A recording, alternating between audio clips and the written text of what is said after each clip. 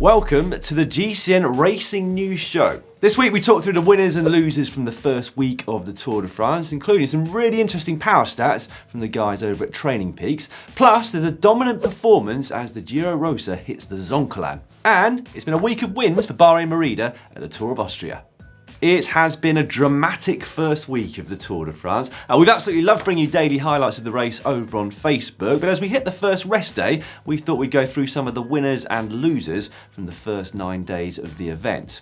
Before that though, we want your opinion on something. Cobblestones, do they have a place in the Tour de France? Yes or no? Take the poll at the top of the screen and give your reasoning for your decision in the comments down below. I would absolutely love to hear your thoughts. Entertainment at its best, or simply too dangerous for the race?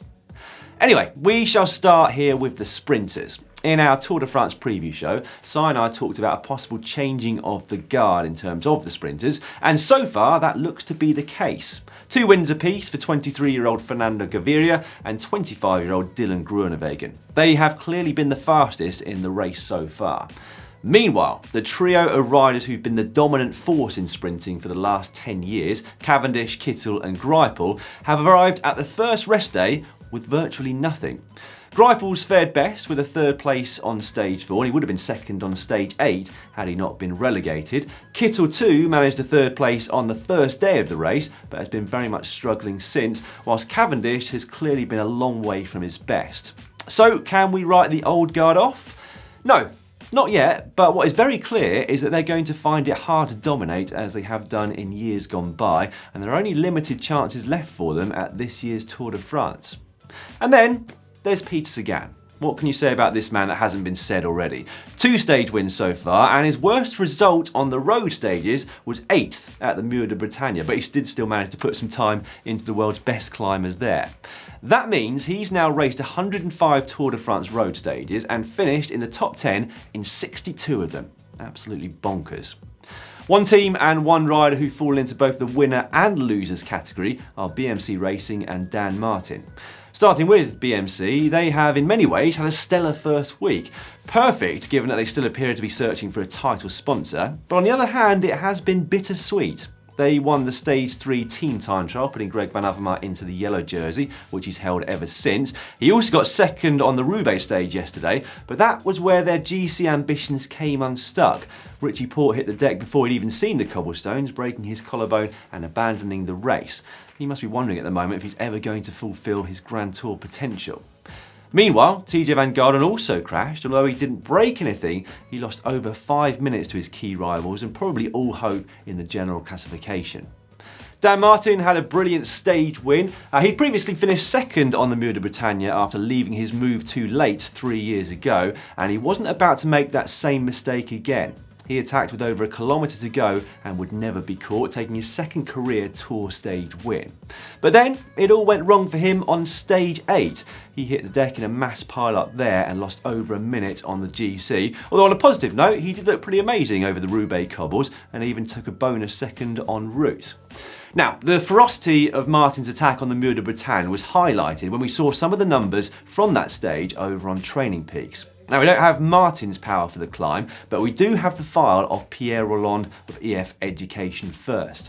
The Frenchman finished 35th on the stage, a full 31 seconds down on Dan Martin, and yet produced 505 watts at 67 kilograms, or over 7.5 watts per kilo, for the 4 minutes that it took him to complete that climb, including a first minute of the climb where he produced over 9 watts per kilo to stay in the group. Dan Martin is clearly a man on form. Another man on form and a big winner from the first week was John Degenkolb. That Roubaix stage was really emotional in terms of its win for Degenkolb, and this is what he said in his interview after the stage. I'm so happy to dedicate this victory to one of my best friends. He passed away last winter, and this was really something for him because. Everybody said, I'm done. After this accident, I will never come back. And I said, no, I'm not done. I have to bring at least one really big victory for this guy. His name is Jörg, and he was my second father. And it was a horrible accident. And it's a huge loss without him, and I'm so happy to get this victory now for him. Not surprising that John Degenkolb was emotional after that win. He almost made me emotional too, if I'm perfectly honest. John was one of the riders involved in that horrific accident on a giant Alpecin training camp early in 2016, and many had speculated that he would never ever return to his best. But in winning over the cobbles, it was like coming full circle after his win at Paris-Roubaix 3 years ago, and in turn it meant that he has now won stages in all 3 of the Grand Tours. Well done, Mr. Degenkolb, you thoroughly deserve that. The other big winner from week 1 has been Geraint Thomas. The man who normally attracts bad luck has managed to completely avoid it over the first 9 days and now sits in 2nd place overall and the best of the GC prospects. Certainly going to be interesting to see how this dual leadership dynamic plays out at Team Sky when it gets to the mountains. Hard to see a 4-time Tour de France winner accepting anything other than outright leadership, but then it's also quite hard to see Thomas sacrificing what is quite a decent buffer in the overall general classification. Time will tell, and we'll get a good indication this coming week. Now, along with the winners and losers in the stage win and GC hunt, we have Lawson Craddock. Now, as you well know, the American had an unfortunate honour of being the first rider to crash at this year's race on day 1, breaking his scapula in the process. But, against all odds, he is still in the race. Not only that, he has raised close to $100,000 for the Alkek Velodrome over in Texas. Now, stories like that which make you love the Tour de France. And let's not forget, he is riding the race with a broken scapula. He's hardly been able to get out of the saddle, but he still had to produce some very impressive power numbers just to get through the stages. Imagine the pain of riding 22 kilometres of cobblestones with that injury and averaging 249 watts for 3 hours and 40 minutes on the stage to boot.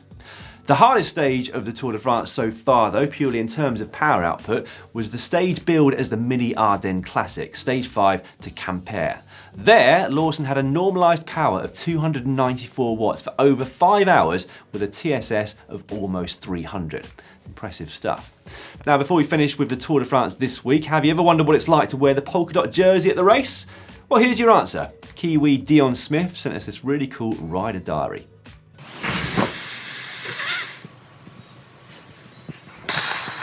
Where am I? Oh yeah, that's right. On the way to the podium.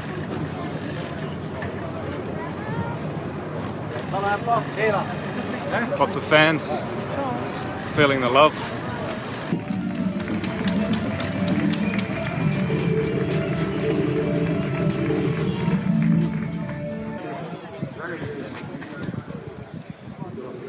The race resumes tomorrow as we hit the mountains, so make sure you head over to our Facebook page for stage summaries there.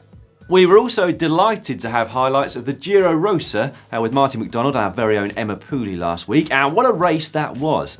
It was dominated by 2 teams, Sunweb and Mitchelton Scott. In fact, every single rider on the Sunweb lineup held a leader's jersey of some sort on at least one day, which is quite some record. Mitchelton Scott, though, were just on another level. After back-to-back sprint wins for Jolien D'Hoore, Amanda Spratt took a commanding victory on stage 6 to Garola Alta, taking the leader's pink jersey in the process. However, from that point on, it became the Annemiek van Vleuten show. Her performance on the mountain time trial was about as dominant as you will ever see. She finished almost 2.5 minutes ahead of Ashley Moolman-Pasio in the space of 46 minutes. Interestingly, she was one of the only riders to opt for a time trial bike with climbing wheels, whilst most opted for a road bike with deep section wheels. Marianne Vos took what was a very popular victory on stage 7, and what I particularly loved about that was just how exuberant she was with her celebration across the line. Now, this is a lady who's won pretty much all there is to win in the sport of cycling, and yet that victory clearly meant an enormous amount to her. And then, after that, the Van Vleuten show resumed as the peloton tackled the Zoncolan, a horrific climb which I'm sure needs no introduction to you anymore. Van Vleuten attacked Moolman-Pasio with 2 kilometres remaining to the summit and had put 40 seconds into her by the top, creating a virtually unassailable lead in the overall classification and netting herself 11th overall in the Zoncolan Strava segments. After that, she went on to win the final stage, just for good measure and just to cement her domination of the race. A thoroughly deserved overall victory for Van Vleuten, who at 35 appears to be in the best form of her life. Talking of form, Emma showed us that she's not only good at winning bike races, but also quite good at predictions, annoyingly. Qualities never before seen here on the GCN presenter lineup. I would go for Annemiek van Vleuten. Okay, we shall finish with a brief look at the Tour of Austria, which is a very tough 8-day race, which doesn't quite get the attention it deserves, coinciding as it does with the Tour de France. It was a pretty amazing week for Bahrain Merida over in Austria. Matej Mohoric outsprinted teammate Visconti to take stage 1, which was his first win as Slovenian national champion. But Visconti himself went on to win 3 stages in total. Their 5th stage win came courtesy of Antonia Nibali. His situation almost mirrors that of the Tour of Austria in that his career is quite overshadowed by that of his brother Vincenzo. However, stage 7 marked his first professional victory at the age of 25 and one that was clearly very popular amongst his teammates. The team also finished 2nd overall with Herman Pernsteiner, but they weren't able to topple Ben Hermans. The Belgian had won atop the Kitzbühler on stage 3 and his Israeli Cycling Academy team defended the jersey admirably from there all the way to the finish on Sunday. That's all for this week's GCN Racing News Show. Next week, though, we'll be back with week 2 of the Tour de France, the Bene Ladies Tour, plus La Course by Tour de France. A race which you can, in fact, watch live on our Facebook page if you're in North or South America. Commentary from the race coming from Marty McDonald and Dame Sarah Story. Don't forget to head over to the GCN shop if you want to get into that July groove. There's a link on the screen right now to that. And then down here, you can check out the 5 climbs that we are most looking forward to watching at this year's race.